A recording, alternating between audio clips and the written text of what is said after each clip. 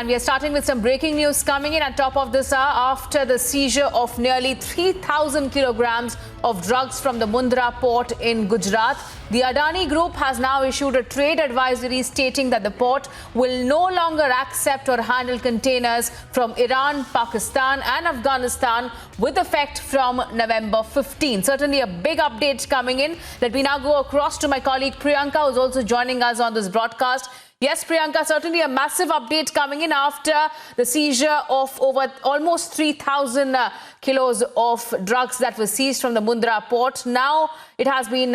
announced by the Adani Group that they will no longer accept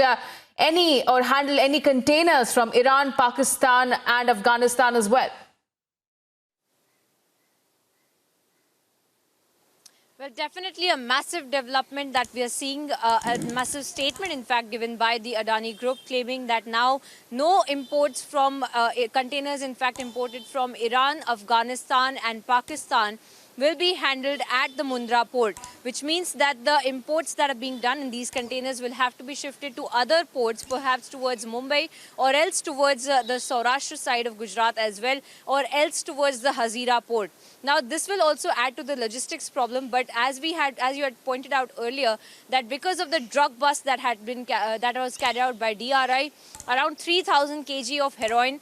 which was valued up to 20,000 crores of heroin that was being smuggled from Afghanistan via Iran to Mundra port, that was intercepted by the Directorate of Revenue Intelligence at the Mundra port, after which now the Adani Group has taken this decision that till 15th of November they will be going on as per usual, but after 15th of November they will not be handling at the Mundra port any containers coming from Iran, Afghanistan and Pakistan. This also becomes very, very important to note because a massive drug haul that usually comes and is smuggled from these three countries specifically, because it is not just the Mundra port. There are several other boats that had been intercepted by the DRI, by the Indian Coast Guard, by the ATS as well, where they were smuggling heroin, and that's a massive problem at the Gujarat port, including that of the Mundra port.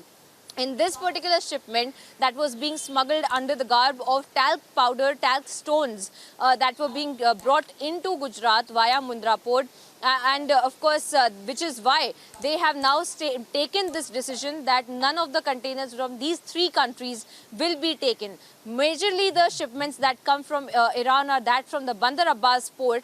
where this particular shipment had also come from, and that is why the DRI had also carried out an investigation into the entire matter as to where this heroin was being brought in from Afghanistan via land to Iran, and then from Iran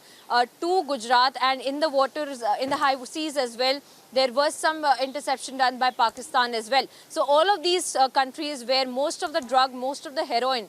most of the other illicit substances as well are smuggled into the country. That is why Mundra port, Adani Group in fact has taken this decision pertaining to the Mundra port, claiming that they will not be accepting these containers. As far as the investigation goes, the DRI has